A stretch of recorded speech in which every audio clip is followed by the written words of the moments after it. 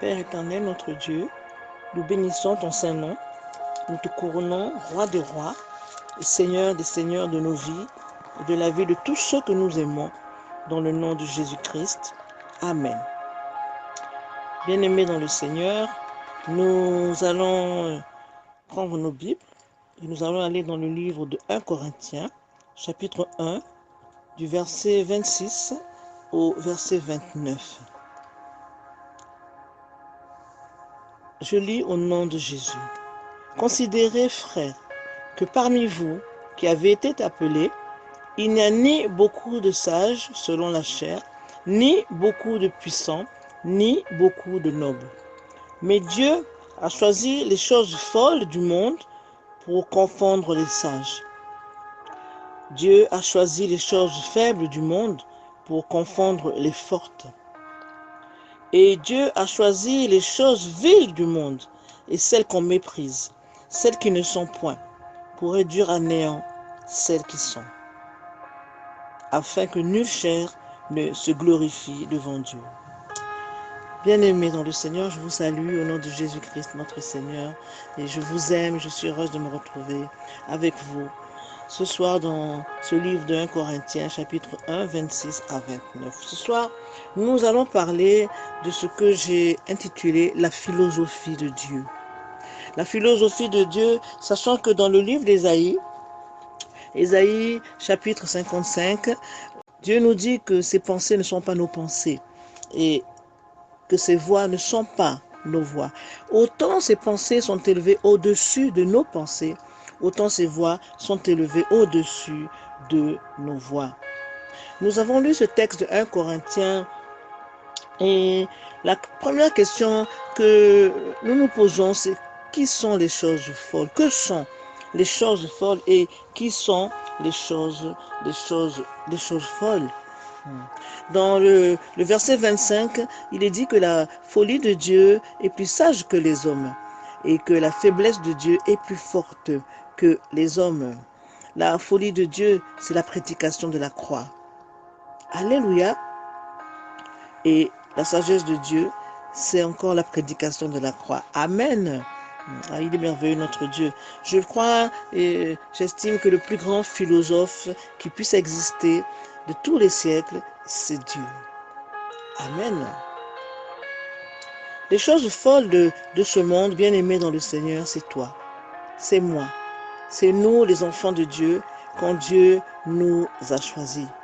Donc, nous voyons au verset 26, il est dit que Dieu n'a pas choisi les puissants de ce monde, Dieu n'a pas choisi des directeurs, Dieu n'a pas choisi des professeurs, Dieu n'a pas choisi ceux qui sont déjà élevés dans le monde, ceux qui sont élevés, ceux qui ont des titres, des positions sociales bien méritées, il est vrai, mais Dieu ne les a pas choisis. Dieu a choisi les choses faibles. Dieu a choisi les choses folles, celles qu'on méprise. Quand on méprise quelque chose, ça veut dire quelqu'un qui n'est rien, quelque chose qui n'est rien. Et c'est ça que Dieu, le Dieu créateur, le roi des rois, le Seigneur des seigneurs, c'est ça qu'il a choisi. C'est nous qu'il a choisi. Nous, considérés par le monde comme des choses folles, des choses faibles, des choses viles, des choses qui méprisables, des choses qui ne sont rien. Nous ne sommes rien dans cette société. Nous ne sommes rien dans ce monde. Mais c'est nous que Dieu a choisi. Et il nous dit, il n'a pas choisi beaucoup de puissants, il n'a pas choisi beaucoup de sages selon la chair et selon le monde, mais il a choisi ces choses folles afin de confondre les choses sages selon le monde, les choses fortes selon le monde, les choses qui sont celles qu'on voit, celles qu'on entend, celles qui ont des positions sociales, celles qui ont des titres, des grands titres, des titres qui brillent, des titres qui frappent. Quand on parle d'eux, on parle d'un tel et ceci, un tel et cela. Mais ce n'est pas là-bas que Dieu est allé choisir ses enfants.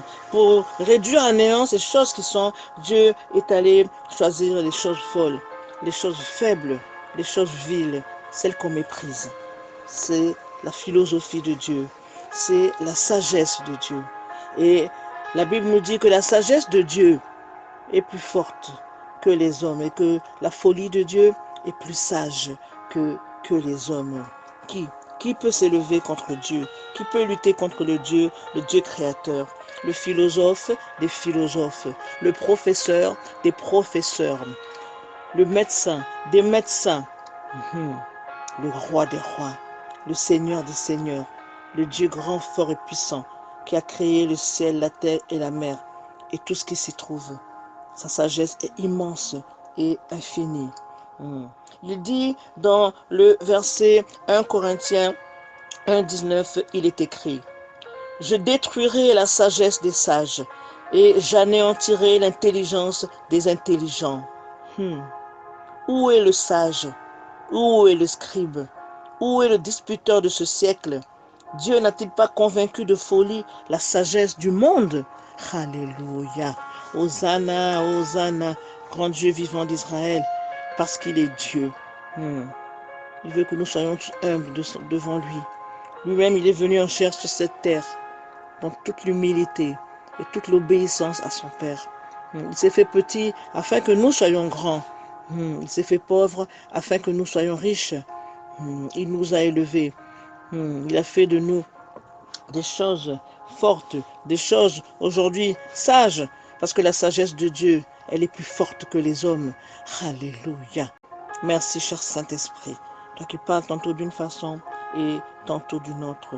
Et je crois de tout mon cœur, Seigneur, que ce soir, tu as voulu nous parler. Tu veux parler à quelqu'un. Tu veux parler à quelqu'un et dire que nulle chair ne peut se glorifier devant Dieu. Parce que c'est Dieu qui choisit et non un homme. Il nous a choisis.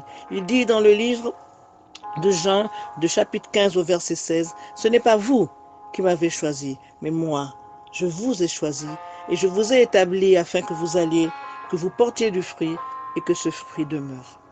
Merci Seigneur pour ta parole. Nous la bénissons au nom de Jésus-Christ de Nazareth. Amen. Père, nous voulons te dire merci. Merci Seigneur, toi qui parles tantôt d'une façon et tantôt d'une autre. Tu nous as parlé ce soir, Seigneur. Tu nous as parlé pour nous dire que ta sagesse reste au-dessus de la sagesse des hommes.